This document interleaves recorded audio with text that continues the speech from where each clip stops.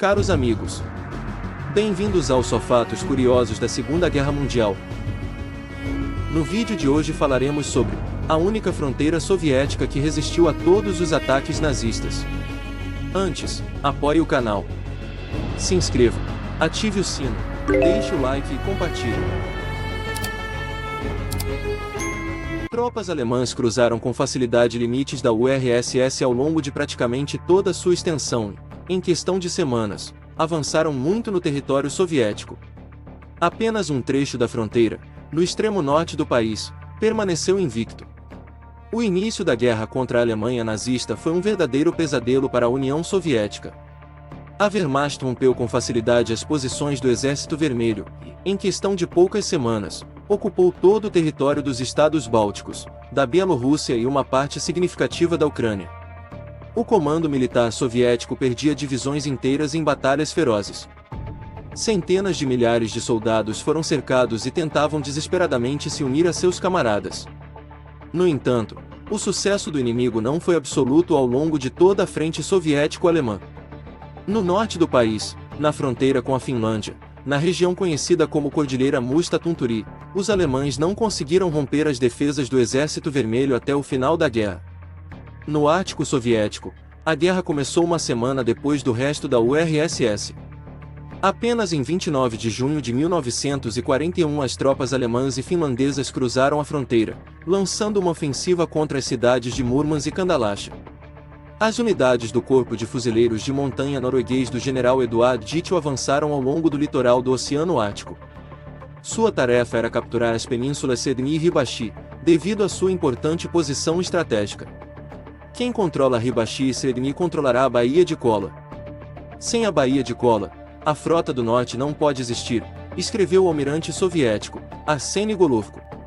Depois de esmagar vários postos de fronteira e repelir as unidades do 95º Regimento de Infantaria, os alemães chegaram às montanhas Musta-Tunturi, localizadas a 6 quilômetros da fronteira. Atrás delas, havia um istmo e uma rota direta para as penínsulas. Os alemães esperavam tomar o controle das montanhas rapidamente, mas isso não aconteceu. Inicialmente, o comando soviético acreditava que o inimigo atacaria as penínsulas por mar, e não por terra. Assim, as principais forças foram reunidas em Hibashi, aguardando o desembarque alemão.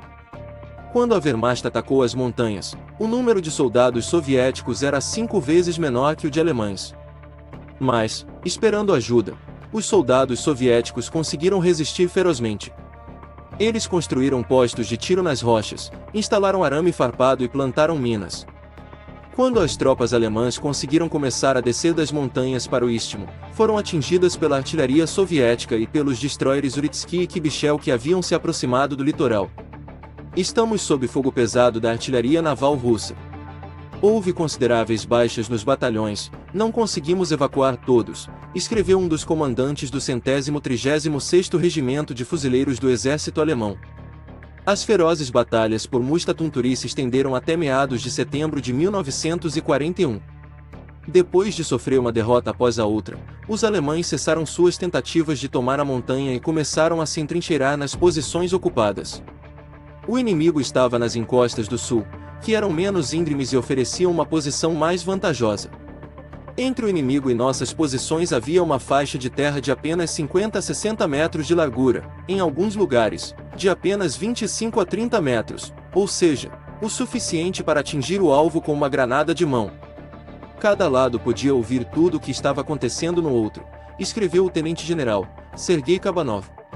Os alemães ocupavam posições mais altas e tinham uma boa visão da retaguarda das tropas soviéticas. Os alemães ficaram particularmente irritados com a placa 36 da fronteira soviética no cume. Antes da Guerra Soviético-Finlandesa, também conhecida como Guerra de Inverno, era ali que ficava a fronteira do país e, segundo os termos do Tratado de Paz de Moscou de 1940, ela foi deslocada um pouco mais para o oeste. Lembro com orgulho a persistência com que defendemos a placa de fronteira soviética em Musta-Tunturi. Foi, talvez, a única placa de fronteira que não foi capturada pelos nazistas. Os alemães fizeram muitas tentativas de destruí-la, mas falharam todas as vezes. Amargurados por seus fracassos, os fascistas mantiveram seus defensores sob fogo permanente, escreveu o capitão dos fuzileiros navais, Vassili Kislyak, em seu livro, Além do Círculo Polar Ártico. As batalhas por Musta Tunturi continuaram até o final de 1944, quando o Exército Vermelho expulsou os alemães do Círculo Polar Ártico. Todas as tentativas deles de romper as defesas soviéticas foram malogradas.